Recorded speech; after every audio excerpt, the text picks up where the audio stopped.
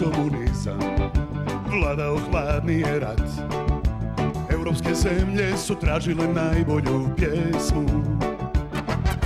Mi nismo bili za Ruse, htjeli Evropu smo svi. Isti ko oni, možda i bolji smo mi. Eurosong, Eurosong, tu sjaj blješti svima, europski sjaj. Željezna zavjesa ode, na Eurosong dođeš i svi. Rusi, Rumunji, Bugari, Srbi i mi. Kad počeo pravi je cirkus, politika, perje i štras. Važno je samo susjedu dati svoj glas. Eurosong, Eurosong.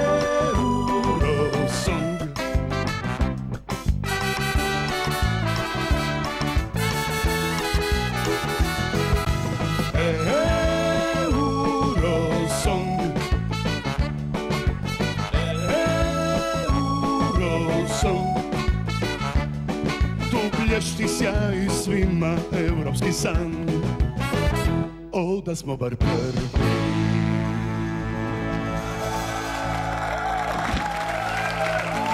Dobro večer, mili moji. Eurosong. Od davne 1956. u Luganu. Stariji gledatelji se toga sjećaju. To je bilo vrijeme, naravno u crno-bijeloj tehnici se sjećaju. Vrijeme kada je pjesma još uvijek bila važna. Kada se nije pjevalo na playback, kada su hitovi trajali cijelu godinu, ne samo nekoliko tjedana. Kada je Danac pjevušio našu pjesmu negdje na skijanju u Švicarskoj. A za one mlađe generacije napomena da je Europa prije ujedinjenja bila ujedinjena glazbom na Eurosongu. Pričalo se o tome danima, mjesecima, od jednog do drugog Eurosonga. Eurosong i pjesma pomicali su granice, tako da su unutar Europe, unutar Eurosonga ušli Izrael, kao stalna članica, Maroko, pa čak i daleka Australija. A onda se počeo događati Kurzschluss. Raspadom komunističkih država stvorilo se puno država koje su glasovale jedna za drugu. Počela je kuhinjica. A onda se dogodilo nešto prestrašno. Neće se svi složiti. Kad su pobjedila čudovišta iz Finske, ako se sjećate. Otišlo je sve u... Gospođo? Ma ne, sram vas bilo. ne. Otišlo je u krivom smjeru. To je bilo kao da je, recimo, Let 3 pobjedio na Krapinskom festivalu, otprilike. Show je pojeo pjesmu. Pjesma je otišla u Eurosonga. Tko zna, za 20 godina bi možda pobjedila samo koreografija. Ali mi se nadamo da se pjesma vraća Eurosongu i Eurosong pjesmi. A mi se vraćamo u prošlost. Godina je 1989. Mjesto radnje je Švicarska, Lozana. Jedna mala gimnastičarka, pokušajte zamisliti, slatka ovako kosica do tu. Ošišali su je, strpali u štikle, rekli, ajde, pjevaj i pobjedi. I Boga mi pjevala i pobjedila. Jedina hrvatska predstavnica na tronu eurovizijskom. Grupa Riva i Emilija Kokić.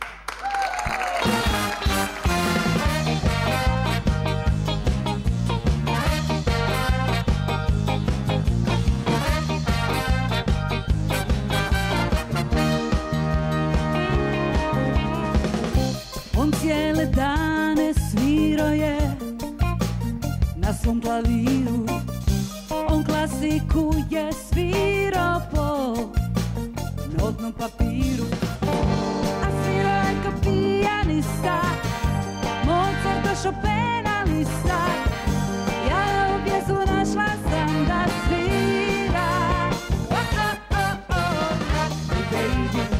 Nije važno šta je rock me baby.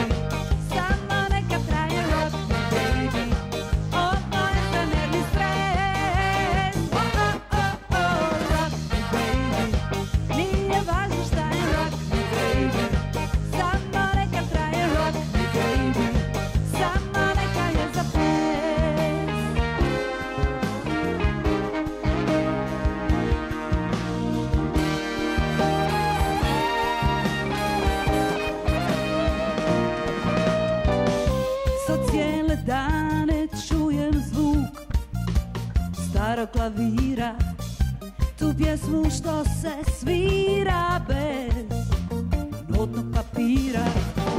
Jer klasika je da se sluša i da se njom opija duša, a ova pjesma svira se za ples. Oh, oh, oh, oh, rock me baby. Nije važno šta je rock me baby, samo neka traje rock me baby. Ovo je za nervni stres. Oh, oh, oh, oh, rock me baby. Nije važno šta je rock me baby, samo neka traje rock me baby. Samo neka je za ples, samo neka je za ples, samo neka je za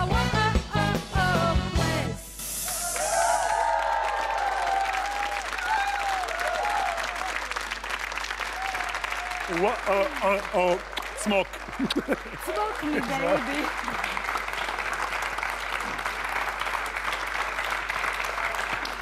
Gimnastičarka. Joj, da. Dobro mi došla gimnastičarka. Hvala te, Tari. Inače, dvije svadbe su sudbonosne bile za našu Emiliju Kokić. Jedna s 15 godina, kada je došla s bratom na jednu svadbu i onako bez treme izašla, a dečki iz rive su svirali i zapjevala. Koja pjesma je bila? Ja uopće ne znam što je meni bilo u glavi tog trena. Pa Stvarno. znam ja. Al, što? Početak Mamurluka, vjerojatno. Ne, gle, nije 15 godina, stvarno. Uglavnom, ja sam došla i rekla da bi ja pjevala s njima. Kako ti misliš? Ono, samo kao da mi je pisalo na čelu, ma nemoj. Uglavnom... Mala bišća. Mala bišća, nisu mi to rekli, ali kao, ajde, dobro, ajde. I tako sam ja otpjevala stvarno nekoliko pjesama s njima. I pozvali te na audiciju. Pozvali su me u principu na gažu već, kao dali mi šansu. Druga važna svadba bila je sa mojim dragim kolegom tu s HTV-a, Miljenkom Kokotom, Da. koji je meni strašno drag. I sad si ti Kokić Kokot. A što se smijete? Pa vidite, Kokić Kokot. Jako je smiješno. Ili samo Kokić. Ali ne samo to, još sam imala frizuru koja se zvala Kokotica. Zamisli još to. Bože moj. E sad, mene zanima samo jedna stvar. Je li, znaš kako ono ide, glas posudio, Miljenko Kokot, pročitao Miljenko Kokot, odabrao Đelo Hadžiselimović. Da. Je li Đelo tebe odabrao da ovaj rekao, ženi ovo malo odabrati je? Ma naši kumovi vjenčani su ljudi isto tako kolege tvoji koji vjerojatno znaš, Melita Hrengek i Hrvoje. Da. I oni su nama pripremali iznenađenje i onda su sklapali nekakve video isječke. Ljudi koji su naši bliski prijatelji i dragi su kao nama za čestitku za vjenčanje imali nekoliko simpatičnih rečenica, pa između ostalog bio je gospodin Đelo Hadžiselimović koji je Miljenku poručio dobro si odabrao. Slažemo se.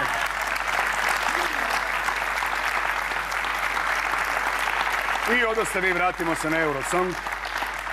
Odete vi na Eurosong i prema tvojim riječima nadali ste se da se nećete osramotiti. To je bio jedini cilj.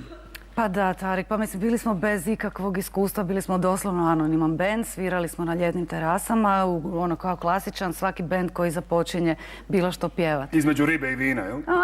Malo usput nešto odsviraš, tako da ideja o tome da bi uopće se moglo dogoditi da ćemo se profesionalno baviti time mi je bila već van pameti. A da ćemo otići na jedan takav festival, a pobijediti, to čovjek se valjda iz te neke ljudskosti, skromnosti ne usudi to niti pomisli da je moguće. Taj trenutak kad ste vidjeli da pobjeđujete, jesi bila svjesna toga, jesi bila... Pa ko da ti neko oduzme mozak, pa naš... Tako se osjećam svaki dan. Sjećam se ja tvog izraza lica ovako, a dečki ti mi, da.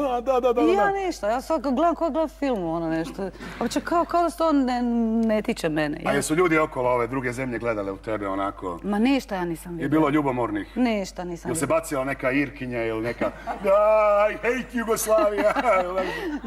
Ne, došla je rekla da Bog da ti se država raspala. I Boga mi.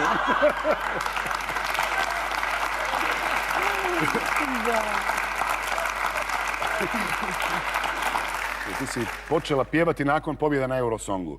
Da. Onako, zapravo. A naša sljedeća gošća je velika pjevačica koja je obilježila 20. 21. stoljeće, Bog joj je dao zdravlja i 22. Davne 1972. meni se dogodilo Babica i ja. Rodio sam se. A njoj se dogodila Muzika i ti. Pjesma koju je pjevala na Eurosongu. Neke pjevače nije potrebno posebno najavljivati. Dovoljno reći Tereza Kesovija.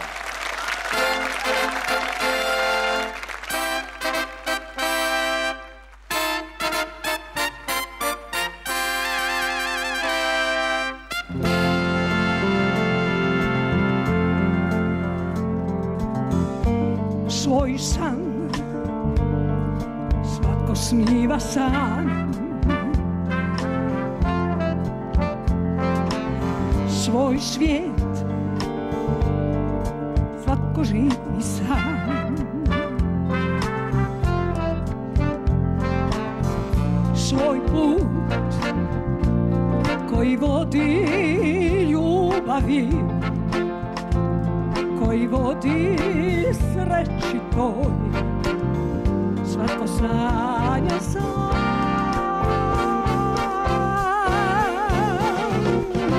Muzikanti, to je onaj svijet u kojem sreću nađoh ja. Muzikanti, to je onaj svijet u kojem sunce vječno sja, ko divna vizija i sna, kojoj sretna predajem se sva.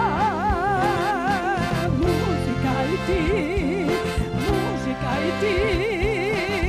i himna jedne vječne ljubavi. La musique est toi, pour mon cœur bat, pour cette ma raison de vivre.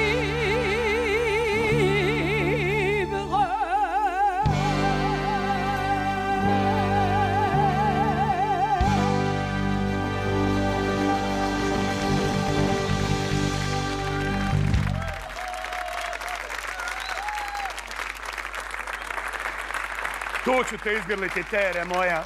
Ma dođi, mam. Ma dođi. Dobra večer, Tere. Dobra ti večer. Hvala lijepa. Hvala.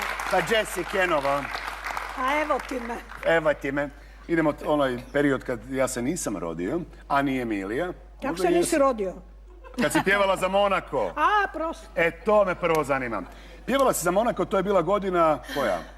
Nemam pojma. Ma davno. Uglavnom bilo je davno. I inače, znaš ko je presudio Emilija? Da pjeva Tereza, a ne neka plavušica. Grace Kelly, ili tako? Pa što se čudiš? Taj mikrofon ti ne treba, možeš ga odložiti. Aj, bravo. Hvala ti. Možeš ga i poplašiti, recimo, tu ga. Ne volim te buždovane u rukama. Dobro, to te nisam zapravo pitao. moja diskografska kuća EMI, s kojom sam imala 4-godišnji ugovor, je mislila da bih ja mogla biti jedan sjajan predstavnik Monaka.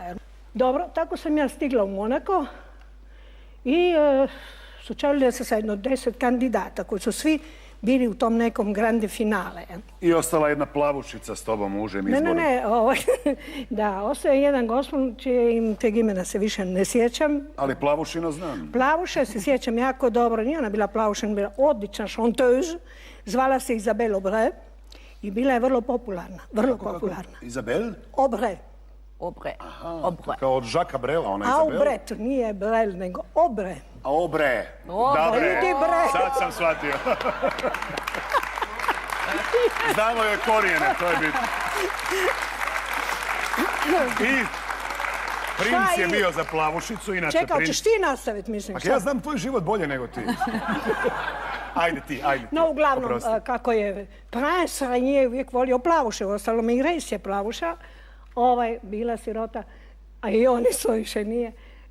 Tako je, ja sam mislila da će on tu plavu, tu Isabelle Vrel ili Aubray ili Bre. I tako, međutim, plavuša je rekla, njegova žena sada, da ona hoće ovu malu drugu. A ovoj drugoj idi bre. A ovo je rekao, Aubray, idi bre. I uglavnom, eto, ja nešto sasvim iznenađena i bilo je i logično tako bude. Ali mislim, ono čega se najviše sjećam, to je, žiri je bio fenomenalan, bili su stvarno veliki ljudi u žiriju i ne znam što su oni našli u toj pjesmi, jer pjesma se zvala Bien plus fort, što znači najjača, puno jača i tako dalje, bila je najslabija, nije mi se uopće svidjela ta pjesma, meni osobno. Nisam stajala iza nje, to je vrlo ružno. Uglavnom, ja sam bila privedena loži Prinčevskoj. Grace, postoji dokument, Gracie se sagnula ovako, dala mi je ruku iz svoje lože i rekla je, Tereza, Tako je visoka. vi ste, ne, pa loža je gore pragu. I to ćemo za kraj ostaviti. I Grace veli... To ćemo za kraj. I Grace kaže, ne, rekla je Tereza, od danas sam ja, vaš prijatelj, što god vam bude trebalo. Kunem se da mi je to rekla. Mislim, ja sam to zapamtila. I naročito sam se sjetila tih riječi kad je ona siroče poginula. Mislim, eto, tako da je to sve... A što je ona rekla nakon nastupa za Monako? Inače, ti Italijan neki, kako se zvao, Domenico, jel? Domenico Mimo Modugno. Mimo mene je prošla njegova pjesma. Osvojila je 0 bodova. Mimo nas je prošlo sve. Mi smo na kraju, on je ispušio valjda 150 cigareta, tad se moglo pušiti u studiju, jel tako? Samo šilio ga. A ja sam se isto malo tresla, ali kad su došli rezultati, nema Italije nigdje. Ani Monaka. Čekaj, Monako. Kakav Monako? Pa je Monako, da. Pa Monako 0 bodova, Italija 0 bodova. Da, ali ja sam se bojala da mi na kraju, kad dođe onaj Y Jugoslavi, da mi slučajno ne da neko jedan siroti bod. Onako, 1 bod. I nisu mi, hvala Bogu, hvala im i dan danas što mi nisu dali. Tako smo se mi izgrlili. Tako nam je bilo zapravo krasno. Pobjedila je odlična pjesma, Vicky Leandros, Après toi, i to je bilo stvarno prekrasno. Ali bili ste zadovoljni, kao u onom crnogorskom vicu, potjerali tolike junačine ispred sebe. I onako gledate ih sa začelja. I tih dana je Monako bio zavijen u crno. Nije uopće bio zavijen u crno. Ja sam bila sasvim zavijena lijepo u roza, jer imala sam reklamu odličnu i to je bio zapravo moj početak, u stvari moje dobre karijere koja je krenula sa La Chanson de la Rate, to je bilo poslije, dakle, toga svega. Dakle, ja sam na kraju sa 0 bodova ipak negdje bila neka pobjednica. Htio sam reći da je Monako bio zavijen u crno, crveno ili 0, ako padne slučajno, pa i dan danas je tako. Kazino. 0 je bila najbolje rješenje. Zamislite da sam dobila 4 boda, pa i da bi se ustrijelila. Sada 0 je super. I sve ili ništa. A našu dragu Emiliju, nakon pobjede na Eurosongu, na Zadarskoj rivi, Glupu riva, dočekalo je, a neću vam slagati, 50.000 ljudi. I opet neki osjećaj kao da sam omamljena. Pa stvarno, mislim, je. Pa hvala Bogu, imali su i zašto. Da. Jednostavno, Zadar je specifičan grad. Apsolutno. Najbolji? Reci, apsolutno i sad. Oprosti, molim.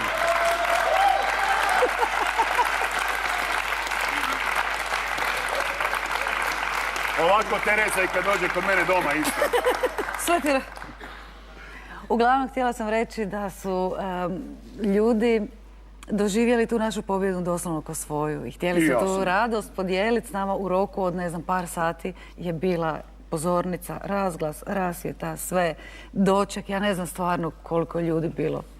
Pa dobro, Zadar i Split su tu baš za napravi doček. Jesu, baš su ljudi koji imaju velika srca i to je isto jedan od doživljaja koji mislim da rijetki ljudi doživljaju. Ali ne samo Zadar, bili ste jako popularni u puno zemalja, pa recimo iznenađujuće u Turskoj.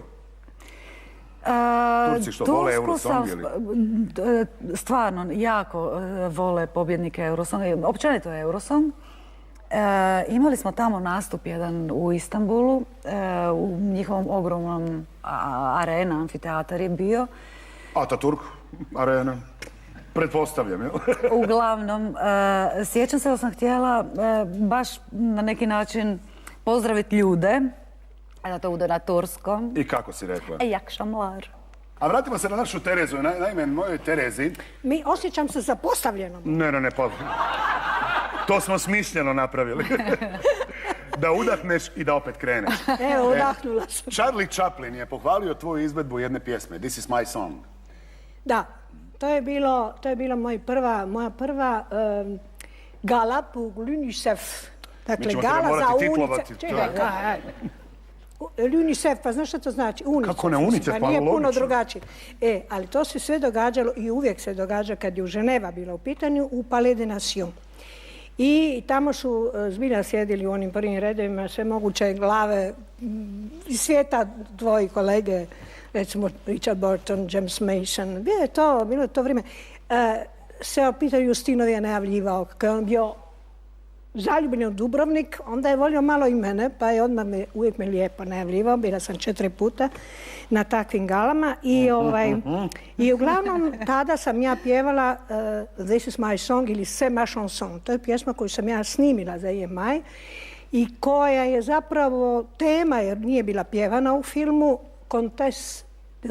Kontesa iz Hong Konga, u kojem filmu je igrala Sofia Loren glavnu ulogu. Dakle, bila je samo je bila orkestralna verzija. I onda je bio neki prijem tamo. Ja priznam da sam se malo ovako približena. Chaplinu, jel? I onda je... A bio mi je ovako... O Chaplinu govori. Znači, brkovi su bili oko pupka negdje, jel? I uglavnom on je mi rekao, vous avez très bien chanté, merci beaucoup, hvala lijepa, vama hvala, pa sam se tako, dok se on udaljavao od mene, ja sam stalno govorila, merci à vous. Uglavnom, lijepa uspomen, ajde. Kako ne? Pa ja mislim da je Chaplin u tom trenutku zaboravio svoju fazu nijemih filmova, kad je čuo tvoj prekrasni glas. Bio je jako živ, da. Živahan, a? Je. Imaš neke brkove kao suveniri. A naša draga Emilija je isto tako pjevala sa Sinead O'Connor na nekom festivalu. Kad smo već kod slavnih osoba izvan Lijepe naše. Dakle, u Americi, u Nashvilleu te godine je bio taj FIDOF festival gdje su išli pobjednici svih festivala iz cijelog svijeta. Tako smo mi tad predstavljali boje Eurosonga. I bili smo 4. Na svijetu. Sinead O'Connor je pobjedila, tada je imala lijepu, dugu, plavu kosu, neprepoznatljiva je bila. Pored tebe. Uglavnom, to je isto, naravno, veliki uspjeh, 4. na svijetu je lijepa uspomena. I to je kako veliki uspjeh. Dobro, sada ćemo malo predahnuti, jel se slažete? Predahnuti. Dolazi nam jedan novi gost i gošća, brat i sestra koji su predstavljali Bosnu i Hercegovinu. A nakon toga imamo spektakularno, glamurozno glasovanje na našem Satirikon Eurosongu. Ostanite s nama. A moj sljedeći gost imao je isto tako briljantnih trenutaka u karijeri. Zajedno sa svojom sestrom pjevao je na Eurosongu, predstavljao Bosnu i Hercegovinu. Dobio je MTV-ovu nagradu, njegov stil pohvalio je Jean-Paul Gaultier, zajedno sa Sekom. Pokušat će otpjevati pjesmu Pokušaj sa Eurosonga. Laka! Ne silazi sa čardaka, reko mi je pjevač laka. Ne klepeći na nulama, nemoj da se praviš dama. Ne silazi sa čardaka, reko mi je lično laka. Ne silazi sa čardaka, dok ti ljubav nije jaka. Na moju omiljenu foru prevarim faunu i floru, da život nije postao u moru, nego od ljubavi, ljubavi, ljubavi, od ljubavi. Kolike protrači smo dane, ležeći jedući jarane,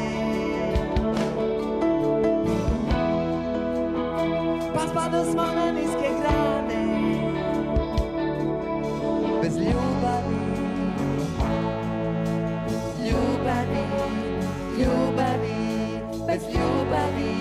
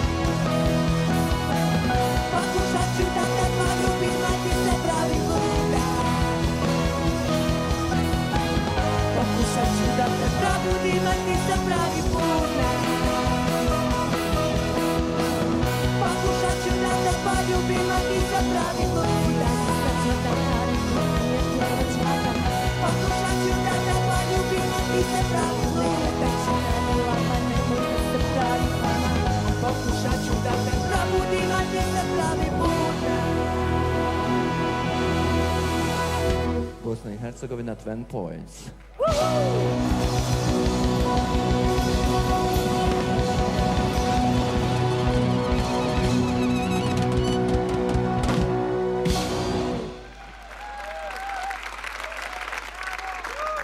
Ovamo. Pokušat ću da te poljubim, a brat nek ne gleda. Uspio. Malo prije. Dobro večer, dame. Nećemo preko nje, neće narat više.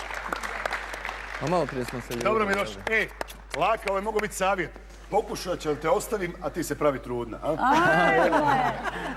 Pa dobro mi došli, Laka i Seka. Seka je Mirela Bolje vas inače. našli, dobro večer. Laka je Elvir. A Tereza je Kisovija. Tereza je uvijek Tereza. A ko je onda Emilija? Emilija je jedna... Naime, ću na francuskom kod Tereza. Je ne comprends pas. Je ne comprends pas. Inače, sjećate se njihovog nastupa na Eurosongu? Da! Koji je bio fenomenalan. Mi smo navijali za vas jako, Miljenko. Navijali ko? Dobili smo 12 bodova. Ne, navijali, kupili CD, sve. I od Kokota, od Kokića po 12. Da. A vi ste imali jednog Kokota koji je nastupao s vama, sjećam, na izboru u BiH. A to nije ovaj? A to nije ovaj, ni Kokić, ni Kokot, nego pravi. Pijetao, Horoz, kako hoćete. Kako misliš pravi, živi? Živi, da je bio je s njima i nije mogao izaći iz BiH. Nisu ga primili u Evropu. A ja, nije bila Evropa tada u Beogradu. Ništa onda. Zašto ga nisu pustili? Ne smije životinja na sceni ili što? Ne smije životinje na sceni, a kućeš veće životinje od čovjeka. Da. Misliš da ćeš reći od mene? Ali jesi li čovjek? Sad ti meni reci, dobio si ime po Elviri Voći, ako se ne varam. Aha, rekli su mi roditelji to vjerovatno kad su se oni zanijeli u tome svemu U čemu? planiranju porodice tu noć. A tu noć je to? Na televiziji je bila Elvira Voća. Dobro, nisi dobio ime po prezimenu, bio bi Vočko. Dobro, nisam dobio po Povrčko. Sad mi reci ti, tvoja prva pjesma koju si snimio, inače Laka i Seka su iz Goražda, je li tako? Da. Hoćeš locirat Goražde ljudima koji ne znaju? Go, Goražde. Tvoja prva pjesma, kako se zvala Laka koju si snimio? Goražde. Malo sam Goražde. Malo sam se razočarao. Malo sam se razočarao kad sam saznao da si pametna. To je bila prva pjesma? To je prva pjesma bila. Ali nije... Tad uopće nije bila namjena da se ja bavim time, nego kao što svi sviramo gitaru, mi smo to tamburali, izmislili pjesmu i pustili na televiziji Raja zavolila. I onda si bio hit negdje, drugi, treći na top listama, je li tako? Bio sam hit, prvi sam bio i vidio sam ja da je odnio Vuk šalu. To nije bio hit za hit. Vuk šalu. Odnio Vuk šalu. Šnalu. I reci mi onda, ljudi nisu iz Goražda znali da si ti iz Goražda, ili ljudi iz Sarajeva nisu znali da si ti iz Goražda? Pa nisu znali ovi što su gledali me na televiziji, mislili su da je neko odnekle. Međutim, kad su svi saznali da sam iz Goražda, rekli su Laka, čudo od seljaka. Što je njemu rekao Jean-Paul Gaultier? Čuo sam je pohvalio styling. To nam je u stvari najljepša nekako. Jedna od najljepših uspomena sa Eurovizije, jer smo dobili kompliment od Jean-Paul Gaultier. Rekao je da smo imali, ja mislim da je on vodio ono kao, kako se kaže to, radio prenos u Francuskoj Euroviziji ovaj koji, kako se... Pa da su dali, mogla je Tereza, pola emisije na francuskom. Pa mogla je. Tako da je prokomentirao, ne, naš styling rekao da je, smijel se reći do jaja. Ako ćeš reći na francuskom, ljepše zvuči. Tu de egg. Bravo. Znate šta još ima u vezi Jean-Paul Gaultier? Tereza je u pantolama od Jean-Paul Gaultier. Evo vidiš. Možda je sljedeći gost Jean-Paul Gaultier. Da vidimo Tere. Krasno, krasno. Ali možda si trebala neku drugu boju da se to malo istakne. Znaš, da se istakne što? Jean-Paul Gaultier. Nemamo više reklama. I dobro, Laka, reci ti meni, onda si otišao... Giovanna Paola Gaultieri. Onda si otišao u New York. Zašto? To je bio baš period kad te krenulo, kad vas je krenulo. Zašto je on? Pa nije, to je bilo prije. Laka je ranije otišao u New York. A onda smo mi počeli pjevati zajedno, u stvari kad sam vratio iz New Yorka. Ja sam imala neki bend sa kojim sam pjevala i svirala. I on je gostovao na mom koncertu, tako da sam, u stvari ja njega probila. Probila. A ne Jean-Paul Gaultier. Pa čestitam. Hvala. Da sve ostane u familiji. Da ostane. Volimo taj nepotizam, isto volimo da ostanu pare u kući, jednoj kući. 2 honorara u jednoj kući. 2 honorara, da. Ali da živite zajedno. Jedna kuća na 2 honorara. Znaš kako se kaže na 2 vode? U nas je na 2 honorara. I Laka je otišao koje godine? 2004. u New York. Zašto Laka? Koje? Ranije. Pa šta znam, vidio sam iz filmova da su to velike zgrade. Sam došao tamo, jesu velike, baš su velike zgrade. Ima u Goraždu jedna slična. I onda, a govorili su mi svi Njujorčani, nemoj ići, razočarat ćeš se. Kad sam tek došao, gledao sam haos. Kad sam se zaposlio, ti ne vidiš ni zgrada, ni ulice, ništa, samo ideš, radiš, uđeš u metro. I tada je nastala pjesma I'm a Bosnian in New York. Ne, pijem pivo, rakija mi gorka, legalni sam stanovnik New Yorka.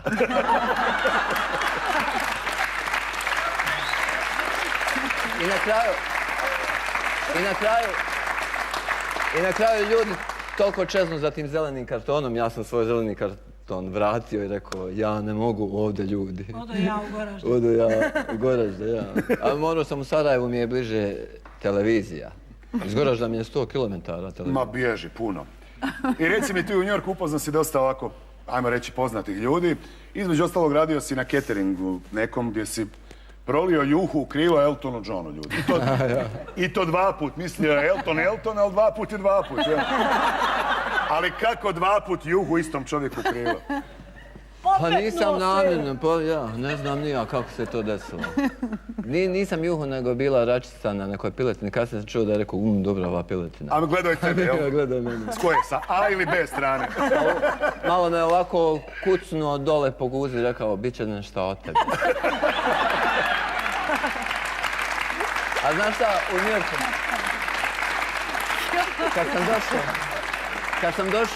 kad sam došao u New York, tamo odmah su me zaposlili da nosim namještaj, jer za nošenje namještaja ne trebaju papiri u New Yorku. Pa nisi mi ti baš za namještaj. I sjećam se prvi put kad su mi stavili sofu, sreća da u Americi nema regala, nego sofe velike. Kad su mi stavili sofu, nosimo sofu, kaže mi što nas je doveo tu, kaže welcome to New York. Nema toga u mom Goraždu. A naša Tera je slamala srca po cijelom svijetu. I sama si spomenula Iran i nekog ministra, ili što je bio tamo? Unutrašnjih poslova. Ministar unutrašnjih poslova, gospodin Zahedi. A on, a ispina je to obitelj. Zahedi su čudo.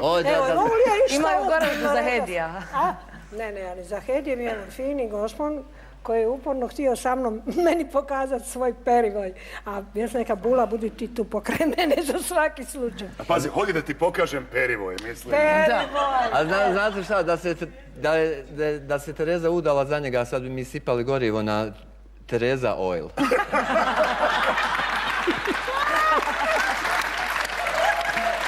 Trebali ste. Vratimo se na Eurosong. Emilija danas gleda svaki Eurosong i organizira interne kladionice. Po 10 kuna svakom. Da. Tako je. Uglavnom, interna kladionica je tako da svak mora upisivati komentare za svaku zemlju i pogoditi 1., 2., 3., 4. i 5. mjesto. Pa previše, to je ko Eurojackpot, ne može ga pogoditi. Vi ste, te godine kad ste nastupali, Miljenko je vama, prvi ste bili na njegov, znate? Na listi? Da. I on je bio tako razočaran što niste bili. Pa i mi smo bili razočarani. Da. A da se vi ne bi osjećali zakinuti, ja sam večeras organizirao jedno glasovanje. Ma da. I naša luda publika sa svojim zastupima. Jel preko Emilije ovo ili? Ovako, sad ćete vidjeti. Sad sam ja voditelj našeg Eurosonga. Javljamo se iz Zagreba, naravno. Jel ti treba voditeljica? Ne treba mi voditeljica, hvala srećom. Treba li ti prevod na francuski? Razmislit ću. Ako me poljubiš, pravit ću se lud, pomoći. Dakle, ovako, u našem studiju imamo 3 nastupa, jel? Emilija Kokić. Nije važno šta je rock, baby, samo neka traje rock, baby, ovo je za nervni stres, rock, baby, nije važno šta je rock, baby, samo neka traje rock, baby, samo neka je za ples. Tereza Kesovija. Muzikanti, to je onaj svijet u kojem sreću nađoh ja. Muzika i ti, to je onaj svijet u kojem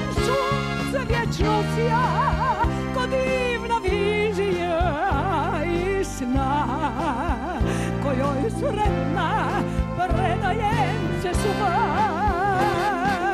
I Laka i Seka. Pokušat ću da te poljubim, a ti se pravi luda. Pokušat ću da te poljubim, a ti se pravi luda. Pokušat ću da te probudim, a ti se pravi luda. Imamo studio, naravno, u Zadru, odakle je naša Emilija, u Dubrovniku, odakle je naša Tere, i u Goraždu, odakle su naši B i H predstavnici. Dajemo po 8, 10 i 12 bodova, s tim da u našim pravilima 12 možete dati i svom predstavniku. Pa evo, idemo baš pogledati tko će pobijediti večeras. Najprije uključujemo Dubrovački studio, studio Čilipi. Dubrovniče, čujemo li se?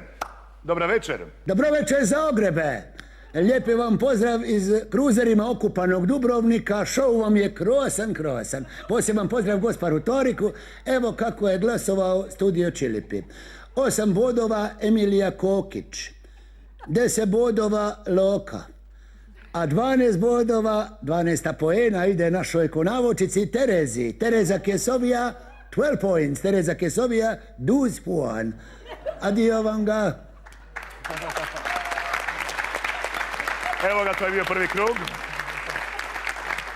U vodstvu je Tereza Kesovija, muzika i ti. Tere, očekivala si 12 bodova, naravno, iz svog studija.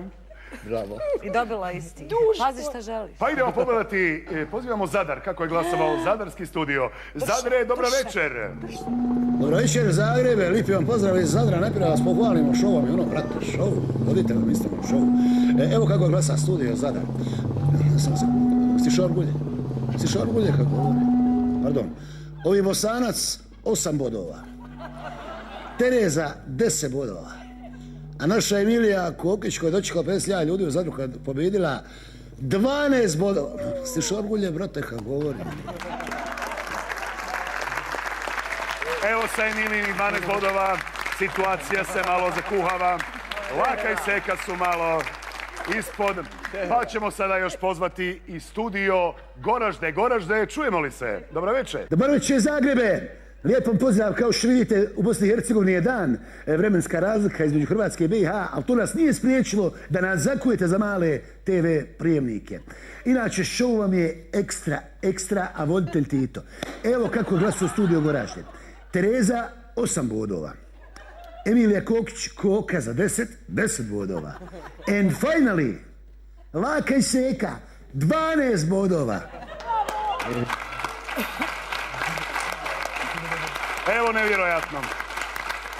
Imamo situaciju da svi naši predstavnici večeras imaju po 30 bodova. Ali evo, upravo iz Goražda javljaju da je netko ipak pobjedio. Alo Goražde, je li to istina? Tako je. Švedska, ABBA, 31 bod. Eska ti je ude kurca mio som ti odjuš. Ja kolike ste Bog vam dao zdravlja. Evo neočekivano. Bilo je gusto, pobjedila je Švedska. Ekipo, što reći? Nogometu pobjedi uvijek Njemačka, a ovdje inače Irska, večera Švedska. Niste imali sreće, za 1 bod su vam pobjegli. Da. Razočarani? Razočarani, osjetljivo. Ali ne toliko da nam ne bi otpjevali zadnju pjesmu, a to je ABBA i Waterloo. A vama, cijenjeni gledatelji pozivnica, gledajte Eurosong na koji se Hrvatska vraća ove godine. Predstavljat će nas Nina Kraljić, Ninica Vojsica, čiji će glas i talent, nadam se, prepoznati žiri. Inače, Emilija Kokić organizirat će kladionicu, ulaz je 10 kuna. Laka će nam slijediti 12 bodova od Bosne i Hercegovine, a Tereza i ja ćemo gledati zajedno na TV-u u boji ovaj Eurosong. A sada pobjednička pjesma ABBA, Švedska.